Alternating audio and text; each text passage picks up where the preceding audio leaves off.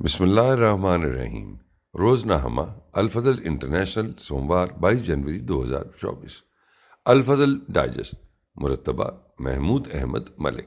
اس column میں ان اخبارات و رسائل سے اہم و دلچسپ مضامین کا خلاصہ پیش کیا جاتا ہے جو دنیا کے کسی بھی حصے میں جماعت احمدیہ یا ذیلی تنظیموں کے زیر انتظام شائع کیے جاتے ہیں۔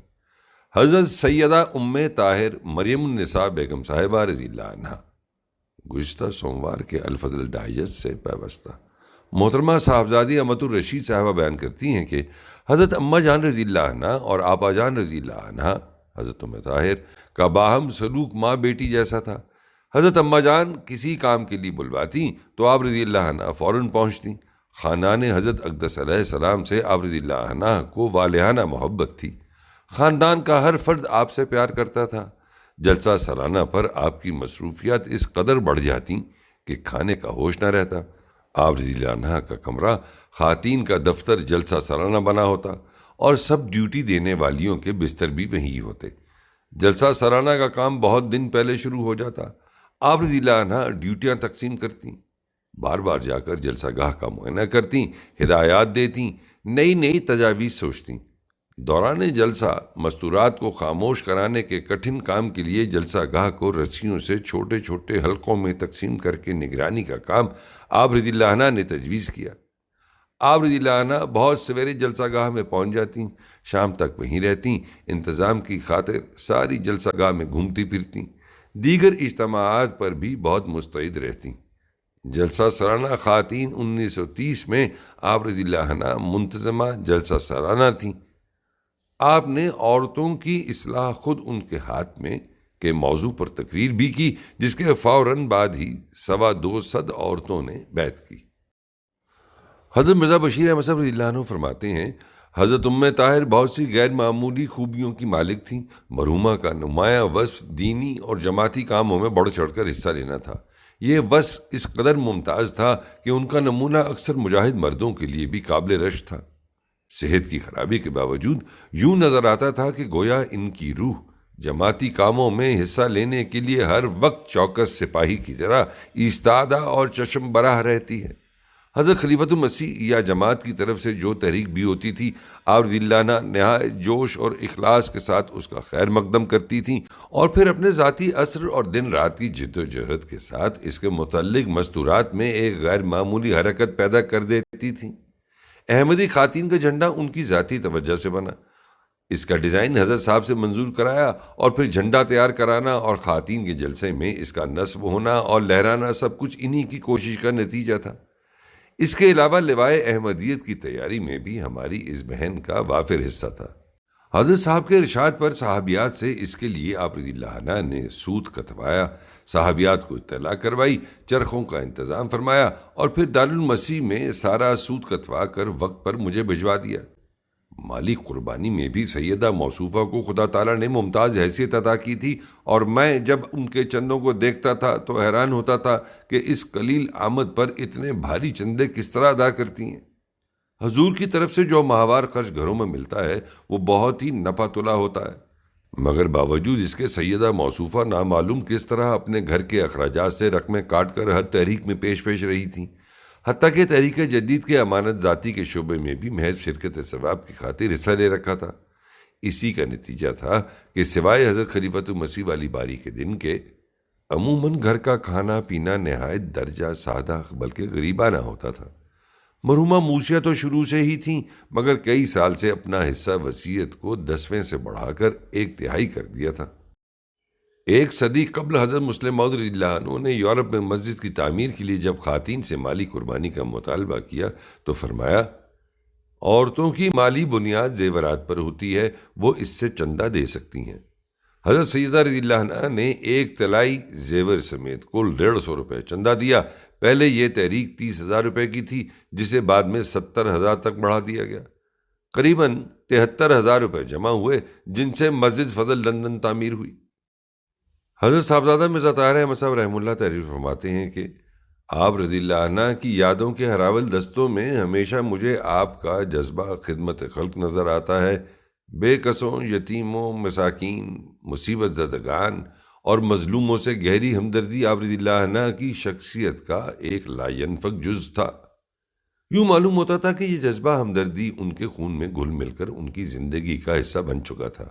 یہ ہمدردی جذباتی بھی تھی، قولی بھی اور فعلی بھی، اور یہ رنگ ایسا غالب تھا گویا سیرت کے دوسرے تمام پہلوؤں میں سرایت کر گیا تھا۔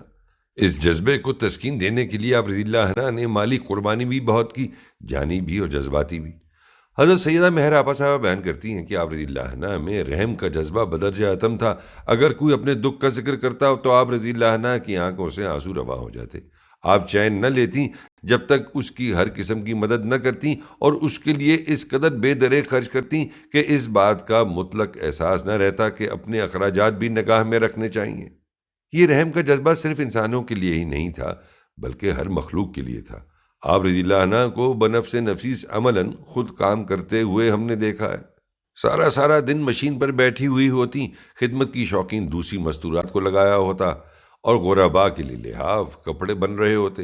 طبیعت میں ذرا بھر نمائش اور نمود کا نام نہ تھا، سب کچھ خالصتاً اللہ تعالیٰ کی رضا کے لیے کیا کرتی۔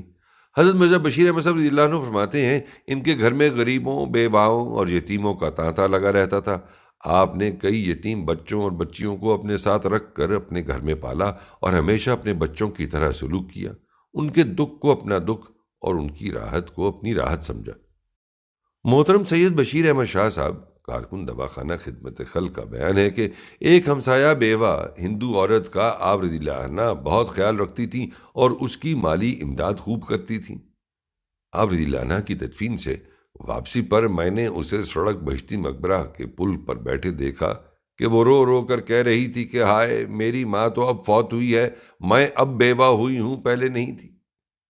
حضرت مسلم موعود رضی اللہ عنہ فرماتے ہیں وہ مہمان نواز انتہا درجے کی تھیں، ہر ایک کو اپنے گھر میں جگہ دینے کی کوشش کرتی اور حت الوسع جلسے کے موقع پر بھی گھر میں ٹھہرنے والے مہمانوں کا لنگر سے کھانا نہ منگواتی، خود تکلیف اٹھاتی، بچوں کو تکلیف دیتی لیکن مہمان کو خوش کرنے کی کوشش کرتی۔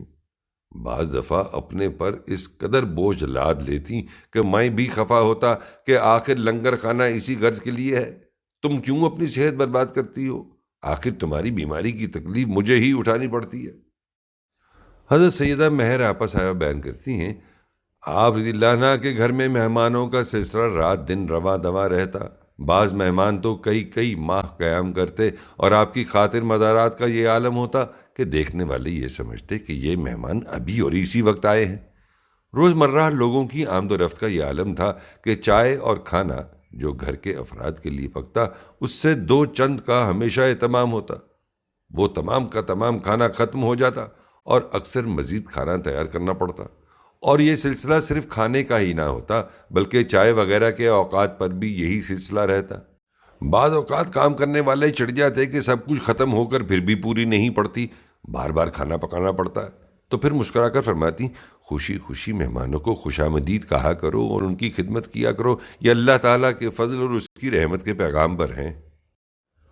حضرت مرزا طاہر احمد صاحب رحمہ اللہ فرماتے ہیں امی کی طبیعت میں مہمان نوازی بہت تھی، چونکہ خود کھانا بہت اچھا پکاتی تھیں اس لیے دعوتوں اور مہمانوں کی آمد پر کوئی نہ کوئی کھانا اپنے ہاتھ سے ضرور پکاتی تھیں۔ روزمرہ کا کھانا جس صوفیانہ حد تک سادہ ہوتا تھا اسی قدر دعوتیں پر رونق ہوا کرتی تھیں۔ جلسہ سالانہ کے دنوں میں تو مہمان اس کثرت سے آتے تھے کہ ہمارے یہاں ایک چھوٹی سی نو آبادی بن جاتی تھی، اور محض اللہ تعالیٰ کا احسان ہے کہ یہ مہمانوں کی گہما گہمی گھر کے کسی فرد پر بھی کبھی بار خاطر نہیں ہوئی، بلکہ معاملہ برعکس تھا۔ جلسے کے مہمانوں کی آمد کی خوشی سے ہمارے دل بلیوں اچھلنے لگتے تھے۔ سیکرٹری لجنہ اماء اللہ ہونے کی وجہ سے مستورات کے جلسہ سالانہ کے انتظامات، کثرت سے ملنے والی مہمان خواتین کا آنا جانا، گھر کے مہمانوں کے کھانے اور رہائش کا انتظام، صرف کھانا لگوانے اور برتن لگوانے اور اٹھوانے کا کام ہی ایک اچھی خاصی مصروفیت تھی۔ صبح سے لے کر شام تک کام کا ایک ایسا چکر چلتا تھا کہ اس کی حرکت کے ساتھ قدم ملا کر چلنا ایک عام قوا کے آدمی کے سانس اکھیڑ دینے کے لیے بہت کافی تھا۔ عام طور پر تھکان دور کرنے کے لیے گرم پانی کی بوتلیں بستر میں رکھ کر سوتی تھیں، لیکن کبھی پیشانی پر بل نہیں آیا، چہرے پر کبھی بھی بیزاری کے آثار ظاہر نہیں ہوئے۔ امی کو اپنی اولاد سے بھی بہت ہی محبت تھی اور اس کے نیک اور صالح ہونے کا اتنا خیال رہتا تھا کہ اکثر خدا کے حضور اولاد کی نیکی اور تقوی اور طہارت کے لیے اور ہر قسم کی دینی ترقیات کے لیے گڑ گڑا کر دعاؤں میں مصروف رہتی، اور خاص طور پر میرے لیے۔ امی کے الفاظ مجھے تا زندگی نہ بھولیں گے، جب امی کی آنکھیں غم سے ڈبائی ہوئی تھیں اور امی نے بھررائی آواز سے مجھے کہا کہ طارق، میں نے خدا تعالیٰ سے دعا مانگی تھی کہ اے خدا مجھے ایک ایسا لڑکا دے جو نیک اور صالح ہو اور حافظ قرآن ہو۔ خدا کے پاک کلام قرآن کریم سے بے انتہا محبت تھی۔ مجھے اکثر کہتی، طارق قرآن کریم کی بہت عزت کیا کرو۔ مجھے نماز پڑھانے کا ایسا شوق تھا کہ بچپن سے ہی کبھی پیار سے اور کبھی ڈانٹ کر مجھے نماز کے لیے مسجد میں بھیج دیا کرتی تھی۔ جب میں نماز پڑھ لیتا تو امی کا چہرہ وفور مسرت سے تمتما اٹھتا۔ حضرت مرزا بشیر احمد صاحب رضی اللہ عنہ فرماتے ہیں، انہیں اپنی اولاد کی بہتری اور بہبودی اور اس سے بڑھ کر ان کی دینداری کا بے حد خیال رہتا تھا، اور وہ ان کے واسطے نہ صرف خود بے انتہا دعائیں کرتی تھیں بلکہ دوسروں کو بھی کثرت کے ساتھ تحریک کرتی رہتی تھیں، اور پھر اولاد کے ساتھ ان کی محبت کا رنگ بھی نرالا تھا۔ ان کی عادت تھی کہ بچوں کو بے تکلف عزیزوں کی طرح اپنے ساتھ لگائے رکھتی تھیں۔ بھائی ہماں ان کے بچوں میں اپنی والدہ محترمہ کا بے حد ادب تھا، اور وہ اپنی والدہ کے لیے حقیقتاً قرۃ العین تھے۔ آپ رضی اللہ عنہ نے اپنے پیچھے 3 لڑکیاں اور 1 لڑکا چھوڑا ہے۔ وہ اس بات کے لیے ہمیشہ دعائیں کرتی تھیں اور کرواتی تھیں کہ ان کا لڑکا طاہر احمد دین و دنیا کی اعلیٰ ترین ترقیاں حاصل کرے، اور اس کی تربیت کا خاص خیال رکھتی تھی۔ حضرت سیدہ کی آخری بیماری میں طبی مشورے کے ماتحت حضور رضی اللہ عنہ آپ رضی اللہ عنہ کو لاہور لے گئے۔ پہلے لیڈی ویلنگٹن ہسپتال اور پھر سر گنگا رام ہسپتال میں داخل رہیں، لیکن حالت نہ سنبھلی اور آخر 5 مارچ 1944 کو 39 سال کی عمر میں وفات پا گئیں۔ حضور رضی اللہ عنہ نے پہلے لاہور میں اور پھر قادیان میں نماز جنازہ پڑھائی، جہاں 10,000 افراد شامل ہوئے۔ آپ رضی اللہ عنہ کی وفات پر حضرت نواب مبارکہ بیگم صاحب رضی اللہ عنہ نے ایک نظم بعنوان اپنی مریم کا جنازہ دیکھ کر میں فرمایا، الہی کس دلہن کی پالکی ہے، ملائک جس کو آئے ہیں اٹھانے، بست تکریم جاتے ہیں جلاؤ میں، فرشتے چادر انوار تانے، ہزاروں رحمتوں کے زیر سایہ، دعاؤں کے لیے بھاری خزانے، ہمارے گھر کی زینت جا رہی ہے بساط گلشن جنت سجانے۔ صدقہ ابن سعید۔